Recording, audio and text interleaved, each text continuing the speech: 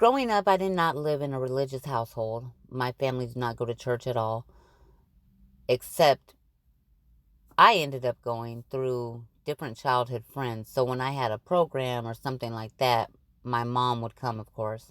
But just going regularly on Sundays as a family, that wasn't my household at all. So I ended up going to a Christian church, a Mormon church, Catholic churches. I got exposed to quite a few different things. So fast forward a few years, I'm in college. I have a friend who's Muslim and tells me some stuff about it, but never really tries to get me to embrace it. We just have different conversations about what it is, what the differences are, and that type of stuff between that and Christianity. Um, I got to this point where I was really stressed, very stressed out, because I saw there were so many different religions all over the world, and I was really afraid that I would pick one, serve it my whole life, and in the end be wrong and not have completed what I was supposed to complete here. I knew that there was a creator of some sort, but I didn't know who he was.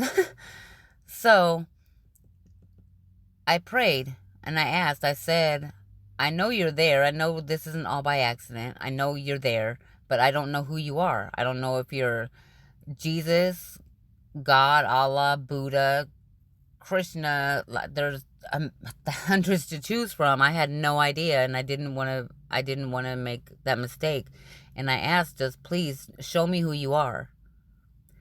So the friend that I had in college who was Muslim, who had never asked me to go to a mosque with her, never tried to get me to embrace Islam,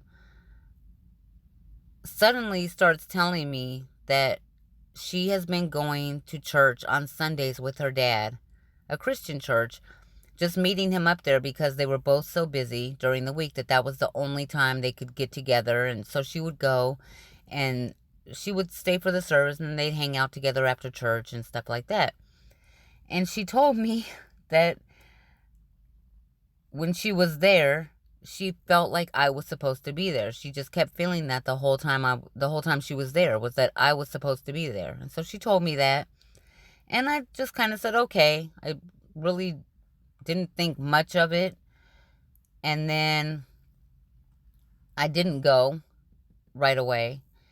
And she ended up telling me a couple more times, just, Tyrion, I really think you're supposed to be at this church. So one morning I woke up and it was just strong in me. You need to go to church. You need to go to that church. So I got up and I went to that church. And amazingly, the pastor, it seemed like he was talking just to me about very specific issues I was going through at that time, including my concern about what was real, who was the real God, what if I made the wrong choice. And he explained, and it made a lot of sense. It made so much sense, the stuff that I was going through.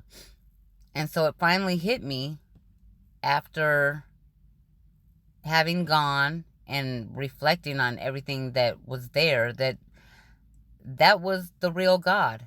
It was a non-denominational Christian church, the God of Abraham, Isaac, and Jacob. His son is Jesus Christ. And that's where God sent me. And he didn't send me by having a Christian invite me to their church, because that's normal. I wouldn't think anything of that. But I asked him very specifically to show me who he was. And he used a Muslim to show me that he was the one true God. He was able to encourage her, someone who wasn't even following him, to tell me to go to that church. And to me, that was just amazing. It was the answer that I needed. And I've never questioned again who the one true God is.